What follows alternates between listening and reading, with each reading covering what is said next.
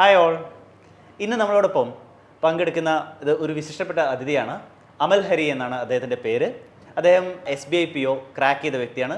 So welcome Amal. Thank you. MSc physics ആണ് കഴിഞ്ഞിട്ടുള്ളത്. എങ്ങനെയാണ് ബാങ്കിങ് ഫീൽഡിലേക്ക് എത്തിപ്പെട്ടത്? MSc ഫിസിക്സ് ഞാൻ പോണ്ടിച്ചേരി യൂണിവേഴ്സിറ്റിയിൽ നിന്നാണ് കഴിഞ്ഞിട്ടുള്ളത്. അപ്പോൾ അത് കഴിഞ്ഞപ്പോൾ എനിക്ക് തോന്നിയത് ഒരു ജോലിയാണ് അത്യാവശ്യം എന്നുള്ളതാണ്. അതും ഒരു ഗവൺമെൻറ് സെക്ടറിൽ കിട്ടുകയാണെങ്കിൽ അത് അത്രത്തോളം നല്ലതാണ് എന്ന് എനിക്ക് തോന്നിയിട്ടുണ്ട്.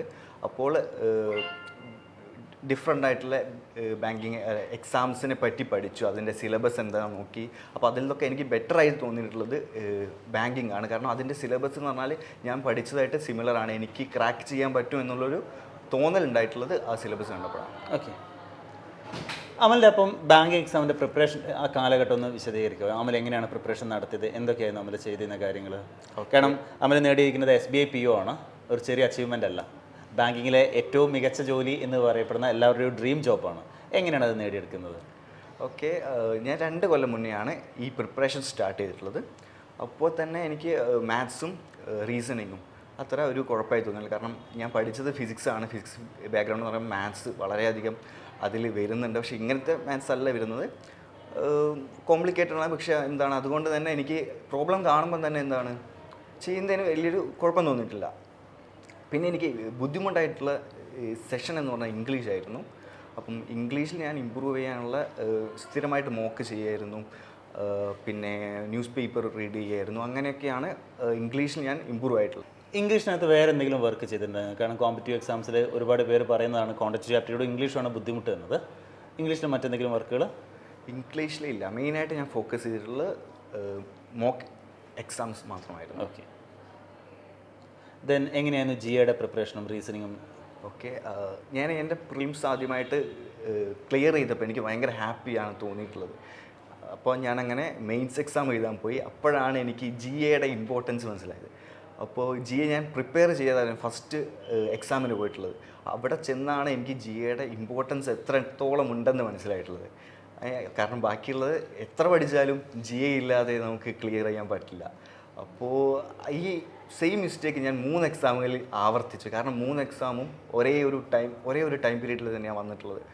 അപ്പോൾ ആ മിസ്റ്റേക്ക് പിന്നെ എനിക്ക് ഒരു ഡിസംബറോടെ കഴിഞ്ഞ വർഷം ഡിസംബറോടെ കൂടിയാണ് എനിക്ക് എന്താണ് GAയുടെ ഒരു ഇമ്പോർട്ടൻസ് മനസ്സിലാവുന്നത്, ബാക്കിയുള്ള എക്സാം കഴിഞ്ഞതിന് ശേഷം. അതിനുശേഷം ഞാൻ പ്രിപ്പയർ ചെയ്യുന്ന GA വളരെ മന്ത്ലി PDF എടുത്ത് വായിക്കാൻ തുടങ്ങി. എനിക്ക് ലോങ് PDF ഡെയിലി വായിക്കുന്നത് എനിക്ക് അത്രത്തോളം പോസിബിൾ ആയിട്ടുള്ള കാര്യമല്ലായിരുന്നു. അതുകൊണ്ട് തന്നെ ഞാൻ എന്ത് ചെയ്തു, മന്ത്ലി PDF ആയിരുന്നു കൂടുതൽ ഫോക്കസ് ചെയ്തിരുന്നത്. മോക്ക് എക്സാംസ് ചെയ്തു. അങ്ങനെ എൻ്റെ GA ഞാൻ വളരെ സ്ട്രോങ് ആക്കി. അതുകൊണ്ട് തന്നെ ഇപ്പോഴും ഞാൻ ആരോട് ചോദിക്കുകയാണെങ്കിൽ ഞാൻ പറയുക മന്ത്ലി PDF വായിക്കുക. കാരണം അത് നിങ്ങൾക്ക് കൂടുതൽ ഓർമ്മയിൽ നിൽക്കും, എക്സാമിൽ ക്വസ്റ്റ്യൻ കാണുമ്പോൾ തന്നെ അറ്റംപ്റ്റ് ചെയ്യാൻ പറ്റും. റീസണിങ്ങോ? റീസണിങ് പ്രിലിംസ് വളരെ എളുപ്പമായിട്ടാണ് എനിക്ക് തോന്നിയിട്ടുള്ളത്, അത്ര ഡിഫിക്കൾട്ട് അല്ല. പക്ഷേ മെയിൻസിലോട്ട് വരുമ്പം പസിലൊക്കെ കിട്ടിയാൽ കിട്ടി എന്നുള്ളൊരു അവസ്ഥയാണ്. ചില പസിൽ സുഖമായിട്ട് കിട്ടും. പിന്നെ ഞാൻ മിസലേനിയസിലാണ് ആദ്യം ഫോക്കസ് ചെയ്യുക, ഈ റീസണിങ് തന്നെ. പിന്നെ അവസാനത്തേക്ക് ഞാൻ എന്ത് ചെയ്യും, ക്രിട്ടിക്കൽ റീസണിങ് കൂടി അറ്റംപ്റ്റ് ചെയ്യും. കാരണം ഞാൻ ചോദിക്കുന്ന മിക്കവാറും ആൾക്കാർ പറയും ക്രിട്ടിക്കൽ റീസണിങ് ഞങ്ങൾ നോക്കാറേ ഇല്ല എന്നാണ്. പക്ഷെ ഞാൻ നോക്കാറുണ്ട്. നോക്കിയിട്ട് അതിൽ തന്നെ എളുപ്പമുള്ള ചോദ്യങ്ങളുണ്ട്, അത് ഐഡൻറ്റിഫൈ ചെയ്തിട്ട് അത് ഞാൻ അറ്റംപ്റ്റ് ചെയ്യാറുണ്ട്. അമൽ ഇതിന് മുന്നേ SBIക്ക് മുന്നേ IBPS PO ഇൻ്റർവ്യൂ അറ്റൻഡ് ചെയ്തിട്ടുണ്ടായിരുന്നു. അത് മിസ്സായപ്പോൾ ഉണ്ടായിരുന്ന ഒരു ഫീൽ എന്തായിരുന്നു? വളരെ ചെറിയൊരു ഇതിനകത്ത് എനിക്ക് തോന്നിയിട്ടുള്ളത് നമുക്ക് എന്ത് കാര്യവും ആദ്യം കിട്ടുമ്പോൾ ഒരു സന്തോഷമുണ്ട്. അതായത് IBPS PO ഇൻ്റർവ്യൂവിന് സെലക്റ്റായി എന്ന് പറയുമ്പോൾ ഭയങ്കര സന്തോഷം, നമുക്ക് ജോലി കിട്ടിയ പോലൊരു ഫീലിംഗ് ആണ് അപ്പം വന്നിട്ടുള്ളത്.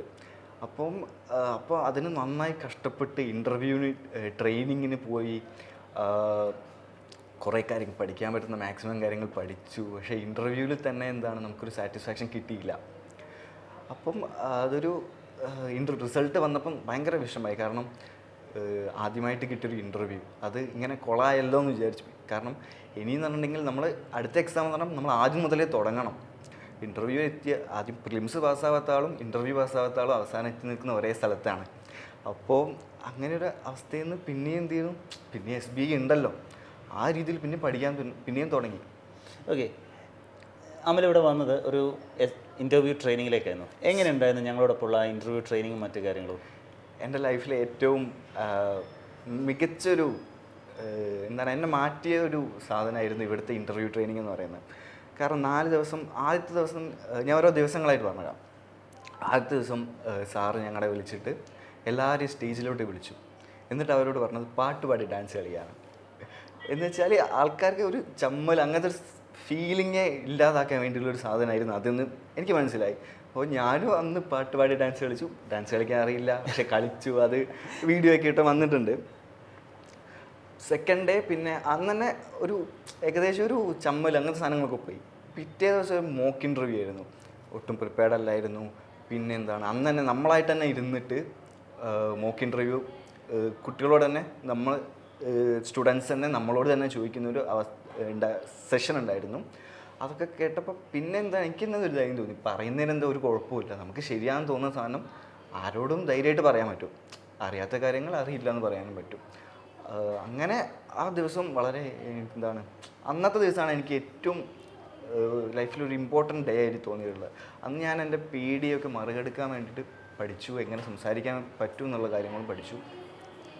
പിന്നെ തേർഡ് ഡേ എന്ന് പറയുന്ന ഫൈനാൻഷ്യൽ അവെയർനെസ് ക്ലാസ് ആയിരുന്നു. ഫൈനാൻഷ്യൽ അവെയർനെസ് എനിക്ക് കുറേ സാധനങ്ങൾ അറിയുമെങ്കിലും കുറച്ച് ഡീപ്പായിട്ടുള്ള, അതായത് അത് എനിക്ക് ഇൻ്റർവ്യൂ സെഷനിൽ ചോദിച്ചൊരു ചോദ്യം ഉണ്ടായിരുന്നു ക്യാപിറ്റലിനെ പറ്റി. അതൊക്കെ എന്ന് പറഞ്ഞാൽ ഫിനാൻഷ്യൽ അവെയർനെസ് അത്ര ഇമ്പോർട്ടൻസ് കൊടുക്കാത്ത സാധനങ്ങളായിരുന്നു. അന്ന് അതൊക്കെ പഠിക്കാൻ പറ്റിയിട്ടുണ്ട്. Fourth day I think talks അല്ല, അതിന് മുന്നേ ഒരു മോക്ക് ഇൻ്റർവ്യൂവും കൂടി ഉണ്ടായിരുന്നു. അന്ന് എന്ത് ചെയ്തു, ഞാൻ കുറച്ചുകൂടി ഇമ്പ്രൂവ് ആയിട്ടുണ്ട്.